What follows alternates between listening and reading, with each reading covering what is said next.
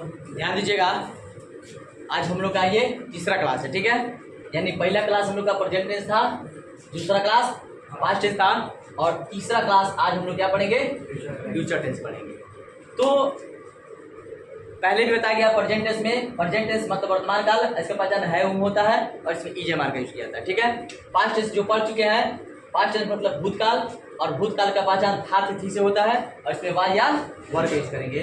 और आज जो हम लोग पढ़ेंगे फ्यूचर टेंस यानी भविष्य काल, और भविष्य में जो क्रियाएं होती है वो हम लोग का पढ़ना है और इसमें हम लोग पढ़ेंगे विल और सेल के यूज। यानी कि विल सेल का मतलब होता है फ्यूचर टेंस। जहाँ कहीं भी किसी भी दुनिया के किसी भी सेंटेंस में आप देख लीजिए विल सेल अगर लगा है तो आप समझ लीजिए फ्यूचर टेंस में। अब रही सवाल कि उसमें अब जब वर्ब होगा तो वर्ब के अनुसार पहचाना जाएगा कि ये फ्यूचर टेंस के किस टेंस में है, सिंपल में है कि कंटिन्यूअस में है कि परफेक्ट में है। लेकिन फिलहाल अभी हम लोग को क्या देखना है, वर्ब टू बी पढ़ रहा है। क्या पढ़ रहा है, वर्ब टू बी।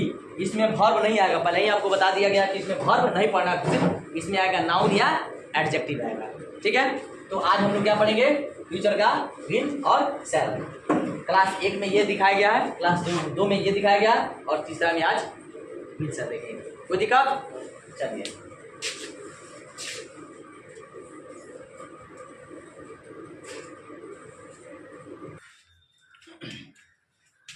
तो हम लोग को यहाँ पे आज पढ़ना है फ्यूचर टेंस, ठीक है। फ्यूचर टेंस में क्या कर रहा है, पहचान इसका क्या कर रहा है, जिस हिंदी वाक्य के अंत में गा गे गी, ठीक है, जहां कहीं भी आप गा गे गी देखिएगा तो कौन टेंस कहलाएगा, फ्यूचर टेंस, ठीक है। सिर्फ गा गे गी आपको देखना है, फ्यूचर टेंस में होगा। और फ्यूचर टेंस में जैसे सेंटेंस राम एक नेता बनेगा, राम एक नेता बनेगा। अब देखिए यहाँ पे गा दिख रहा है ना, कौन टेंस में है, फ्यूचर टेंस में है। अब फ्यूचर टेंस में है तो आपको ध्यान में रखना है कि फ्यूचर टेंस में अब इंग्लिश में बनाएंगे तो उसमें स्ट्रक्चर क्या होगा, तो स्ट्रक्चर हो जाएगा सब्जेक्ट प्लस विल या सेल का यूज करेंगे। उसके बाद बनना, बनना का बी होता है, विल के और सेल के बाद बी का यूज कर देना, बी मतलब बनना होता है, ठीक है, समझ में आ रहा है ना। और उसके बाद जो ऑब्जेक्ट रहेगा उसको लिख देना है। अब देखिए यहाँ पे कह रहा है कि राम एक नेता बनेगा, तो राम है सब्जेक्ट तो राम लिखेंगे, तो नाम के साथ विल का यूज किया जाएगा तो विल होगा राम विल। विल सेल के बाद बी लगाना है आपको, विल और सेल के बाद आपको क्या लगाना है, विल। मैंने कोई भी हेल्पिंग वर्ड सब्जेक्ट अनुसार लगा लीजिएगा, विल या सेल, उसके बाद आपको क्या करना है, बी, यानी कि विल भी और सेल भी, ठीक है। तो बी लगाने के बाद क्या करेंगे, ऑब्जेक्ट एक नेता, तो a leader, Ram will be a leader, Ram एक नेता बनेगा। जैसे हम लोग तेज बनेंगे, गया गया ना, जहां गौ गा वाला आ गया, कौन टेंस में होगा, फ्यूचर टेंस में होगा। और फ्यूचर टेंस में होगा जहाँ पे बनना होना चाहिए, जैसे बनना है ना, तो बनना के लिए आपको क्या करना होगा, बी लगाना होगा। स्ट्रक्चर है सब्जेक्ट प्लस विल, सेल के बाद बी का यूज करेंगे, उसके बाद ऑब्जेक्ट होगा, तो हम लोग का क्या हो जाएगा, वी हो जाएगा। तो वी के साथ सेल का यूज करते हैं। यहाँ पे आप देख लीजिए, यहाँ पे लिख दे रहा है आई और वी, आई और वी के साथ हमेशा सेल का यूज किया जाता है। बाकी दुनिया का कोई भी सब्जेक्ट हो सबके साथ विल, बस सिर्फ आपको याद रखना है क्या, आई और वी। आई मतलब मैं और वी मतलब हम लोग, ये दोनों को छोड़ के बाकी दुनिया का कोई भी सब्जेक्ट हो नोट कर लीजिएगा, सबके साथ विल का यूज किया जाएगा। कोई दिक्कत है, अब सब सब्जेक्ट लिखना पड़ेगा क्या, विल वाला आराम से हो जाएगा। सिर्फ आपको याद कर रखना है आई और इसके साथ सेल, याद रह जाएगा ना। अच्छा, तो हम लोग का वी हो जाएगा, तो वी के साथ हम लोग को क्या करना है, सेल का यूज करना है, तो वी सेल बी। बी तो दोनों के साथ आएगा, विल के साथ भी आएगा और सेल के साथ। तो सेल बी क्या बनना है, तेज, तेज का इंटेलिजेंट। बोलिए कोई दिक्कत, 100% समझ में आ रहा है कि नहीं आ रहा, कोई दिक्कत नहीं ना है, ठीक है। आगे हम लोग नेगेटिव पढ़े,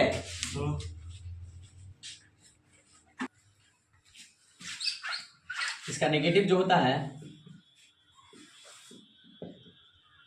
नेगेटिव में सबसे पहले सब्जेक्ट विल या सेल, उसके बाद नॉट का यूज करेंगे, तब बी का यूज करेंगे, तब ऑब्जेक्ट होगा, ठीक है। सबसे पहले क्या होगा, सब्जेक्ट, सब्जेक्ट के बाद विल या सेल का यूज करेंगे, उसके बाद नॉट होगा, उसके बाद बी होगा, तब ऑब्जेक्ट होगा। जैसे वह एक डॉक्टर नहीं बनेगा, वह एक डॉक्टर नहीं बनेगा। तो यहाँ पे वह एक डॉक्टर नहीं बनेगा, वह क्या हो जाएगा, ही के साथ विल के साथ विल। ठीक है, बस आपको याद रखना है, बस आई और विल के साथ सेल, बाकी सबके साथ विल। तो विल सेल के बाद हम लोग क्या करेंगे, नॉट का यूज करेंगे, उसके बाद नॉट के बाद बी का यूज करेंगे, उसके बाद ऑब्जेक्ट क्या है, एक डॉक्टर। तो ये डॉक्टर, कोई दिक्कत नहीं। अगर इंट्रोगेटिव बनाना हो आपको, इंट्रोगेटिव, तो इंट्रोगेटिव में क्या होता है, किसी भी सेंटेंस का इंट्रोगेटिव बनाने के लिए किया जाता है, उसका हेल्पिंग वर्ब बाहर कर दिया जाता है। और हिंदी में क्या से स्टार्ट होता है, ठीक है, तो इसका हेल्पिंग वर्ब क्या है, विल सेल है ना, तो क्या करेंगे, विल या सेल को बाहर कर देंगे, विल या shall plus subject plus be plus object. अब यहाँ से क्वेश्चन मार्क आ जाएगा, ठीक है। जैसे क्या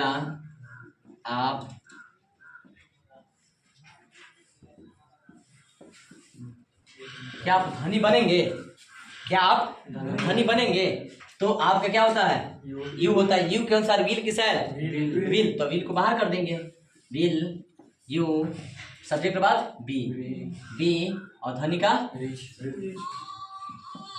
विल यू बी रिच, क्या आप धनी बनेंगे, है ना। जैसे क्या राधा एक सेविका बनेगी, क्या राधा एक सेविका बनेगी, तो राधा नाम है, नाम के साथ क्या करेंगे, विल का यूज करेंगे ना, तो विल राधा, उसके बाद बी और सेविका के ए नर्स। बोलिए कोई दिक्कत, ठीक है। इसके बाद हम लोग का क्या होगा, इंट्रोगेटिव प्लस नेगेटिव,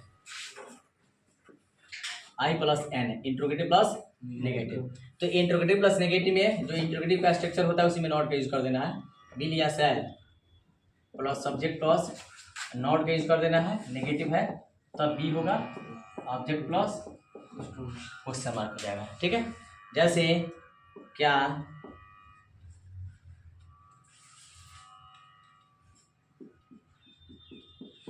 वे लोग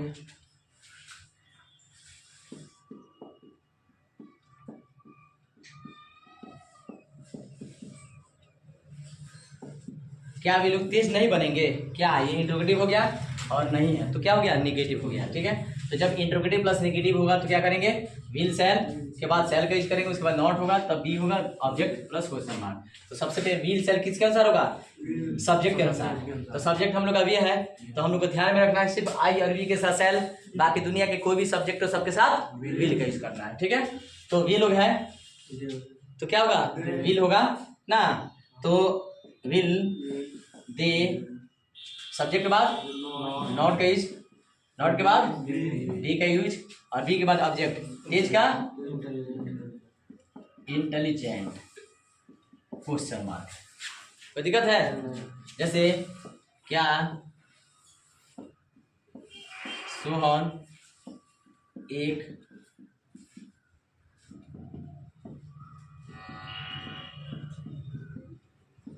क्या सोहन एक साधु नहीं बनेगा, इंट्रोगेटिव प्लस नेगेटिव। तो सोहन नाम है, नाम के साथ क्या करेंगे, विल का यूज करेंगे, तो विल सोहन नॉट बी, बनना के बी हो जाएगा और एक साधु, तो ये साधु के saint, will Sohan not B a saint, क्या सोहन एक साधु नहीं बनेगा, कोई दिक्कत। और इसको उतार लीजिए, उसके बाद डब्ल्यू क्वेश्चन,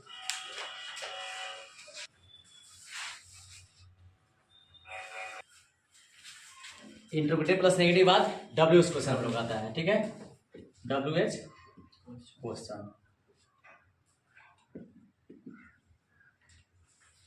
तो डब्ल्यू एच क्वेश्चन में क्या होता है, प्रश्न पूछे जाते हैं, ठीक है। तो सबसे पहले डब्ल्यू एच वर्ड जो रहेगा उसको बाहर रख लिखते हैं। इसके पहले वाला क्लास पता है ना कि जो भी डब्ल्यू एच वर्ड रहेगा, कब कैसे कहाँ कौन ना, ये सबको क्या करेंगे सबसे पहले, तो स्ट्रक्चर के अनुसार डब्ल्यू एच क्वेश्चन हम लोग बाहर करेंगे, उसके बाद हेल्पिंग वर्ब विल या सेल है तब होगा, सब्जेक्ट होगा तब बी होगा, तब ऑब्जेक्ट क्वेश्चन मार्क, ठीक है।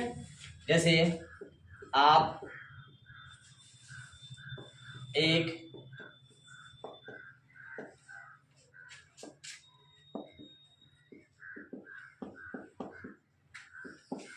शिक्षक क्यों बनेंगे? ठीक है, आप एक शिक्षक क्यों बनेंगे?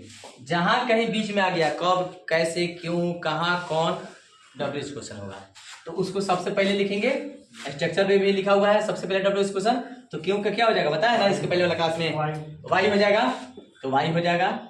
ठीक है, उसके बाद हेल्पिंग वर्ब किसके अनुसार, सब्जेक्ट के अनुसार। सब्जेक्ट हम लोग का आप है तो आपके अनुसार क्या होगा, विल, सब्जेक्ट यू, और सब्जेक्ट के बाद क्या करना है, बी का यूज करना है, बी। आपको क्या बनना है, शिक्षक, तो a teacher. Why will you be a teacher, आप एक शिक्षक क्यों बनेंगे ना। जैसे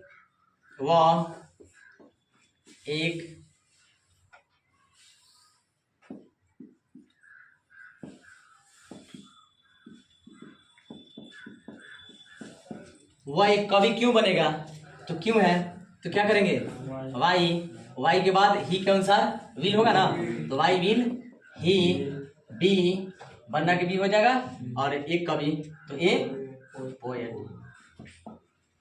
बोलिए कोई दिक्कत? अब इसके बाद डब्ल्यू क्वेश्चन के बाद W question plus negative, W plus negative. तो डब्ल्यू क्वेश्चन प्लस नेगेटिव में क्या करेंगे, स्ट्रक्चर यही रहेगा, बस सब्जेक्ट के बाद आपको नोट पेज कर देना है। ठीक है, नीचे दिख जाएगा ना, तो ये हो जाएगा डब्ल्यू क्वेश्चन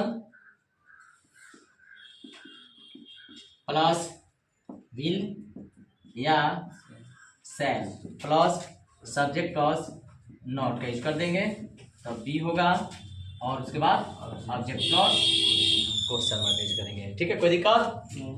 जैसे सीता एक सेविका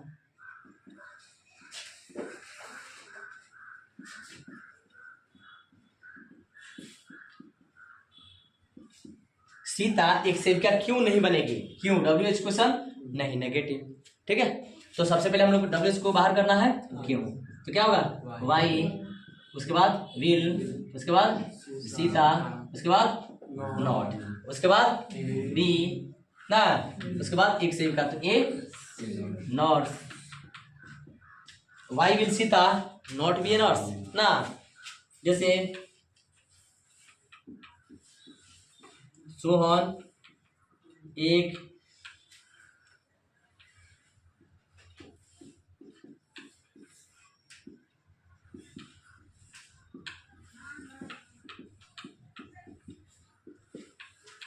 चपरासी क्यों नहीं बनेगा ना, तो क्या करेंगे, क्यों का, why will Sohan not B a peon. Peon मतलब क्या होता है, चपरासी। तो अब बोले इसमें कोई दिक्कत, ये फ्यूचर का भी समाप्त हो गया डब्ल्यू क्वेश्चन तक। और मैंने पहले बता दिया गया है, पहले आपको बता दिया गया है कि प्रत्येक सेंटेंस जो है 6 प्रकार से बनाया जाता है, affirmative, negative, interrogative plus negative, W H और W H question plus negative. आपको 6 को पूरा हो गया। तो आप अगर बढ़िया से पढ़ लेते हैं तो आपका एक एक पॉइंट और एक एक चीज क्लियर हो जाएगा, और आने वाले समय में आपका इंग्लिश पूरा स्ट्रांग हो जाएगा। ठीक है, ये तीसरा क्लास में आज हम लोग फ्यूचर समाप्त हो गया, फिर नेक्स्ट क्लास इसके आगे का है। कोई दिक्कत नहीं ना है किसी को? अब इससे क्या कीजिए, आप सेंटेंस प्रेजेंट टेंस से, पास्ट टेंस से, फ्यूचर टेंस से अपने मन से घर पे बना के स्टार्ट कीजिए, बना के देखिए आपसे बन रहा है कि नहीं बन रहा है। सेंटेंस बनाइए, 5 को इससे बनाइए, 5 को पास्ट से बनाइए, 5 को प्रेजेंट से बनाइए, सबसे तीनों टेंस से 5-5 को बना के देखिए, तब आपको समझ में आ जाएगा कि हाँ अब हमारा इंग्लिश क्या हो रहा है, मजबूत हो रहा है ना। और हम बोल भी दे रहे हैं, 10 को आपको सेंटेंस, 15 को बोल दे रहे हैं, आप बनाइए। ठीक है, और बना के घर पे उसको कल तो आप चेक कीजिएगा, और बाकी फिर जहाँ दिक्कत होगा वहाँ तो हम हैं ही। इसमें किसी को किसी प्रकार कोई पूछना है? चलिए ठीक है।